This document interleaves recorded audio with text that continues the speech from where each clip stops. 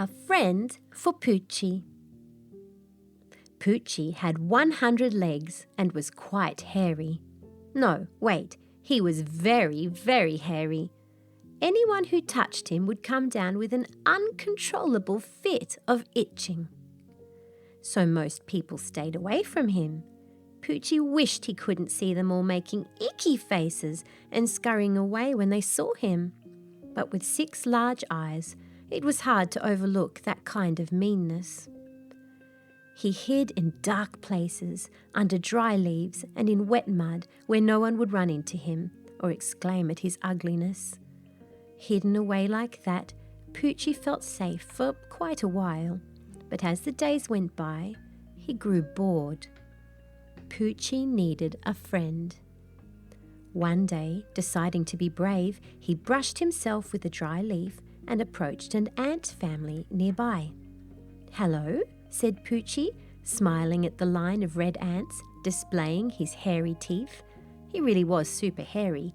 Even his teeth had hair. "Work, work, work," the ants chanted as they walked past him carrying heavy loads of sugar and dirt, their stingers high and proud in the air. The ants had no time for friends. Instead, Poochi decided to chat with a snail. She seemed to take things easy. "Hello," he said sweetly. But the snail crawled into her shell in record time, by snail standards. "I'm shy," she shouted from inside the shell. "Can you leave a note instead?" But Poochi had no paper to write a note on. Besides, he wanted to talk. "Maybe I need to meet someone more outgoing," he said to himself. But who? A buzz filled the air and Poochi noticed a tiny dark cloud flying overhead. Aha! An army of mosquitoes. The mosquitoes were always buzzing around in a swarm. What fun it would be to make friends with this rowdy bunch. "Hello," said Poochi. "Blood, blood, blood," slurred the mosquitoes. They barely even noticed Poochi as they swarmed away in search of another drink. "Maybe I need a friend who isn't too busy or shy or rowdy," thought Poochi. Just then he noticed a plump golden wasp drinking nectar out of a pink flower. Poochi cleared his throat. Hello?" He felt a bit nervous. She was so golden and pretty. Poochi's words rushed out of him. "Can we be friends?" The wasp laughed. "Why would I want to be friends with you? I have a whole colony of friends." With that, she flew back to her nest. Poochi wanted to cry, but his tears could never decide which eye to fall from, so he shook his head sadly and hid under a leaf. It was cold, wet, and a bit stinky there, but that was exactly how he liked it. Who needs friends, thought Poochi. That night there was a big storm, and the leaf that covered Poochi was blown away. Homeless and scared, Poochi curled himself into a ball. The next morning, Poochi felt better and stretched out his 100 legs one by one. He crawled out of his hole in the soil and walked towards the green grass in search of breakfast. Eek! Poochi looked up to see a little girl looking down at him, screaming. He seemed to have crawled up her shoe. Horribly ashamed of his ugliness, Poochi scrunched himself into a tight ball and refused to look. "Shh!" came another voice, calm and gentle. "That's a beautiful little Poochi," said the gentle voice. Poochi opened one of his eyes to see who this could be. Who was this who knew his name? Wait, who was this who thought he was beautiful? The voice belonged to an old lady who tenderly deposited Poochi onto a leaf with a twig. "Poochies are a gardener's best friend," said the old lady to the little girl.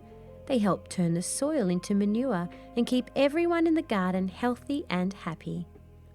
The old lady picked up the leaf Poochi was on. Poochi felt warm inside. He looked up sweetly at the old lady. The lady smiled back. And then she chucked him. "Eee!" screamed Poochi as he plunged deeper and deeper into a dark, sunless pit. Bump! He landed softly on something damp, cool, and stinky. Deliciously stinky. He sniffed the air again. Orange peels with a hint of rotting banana skin.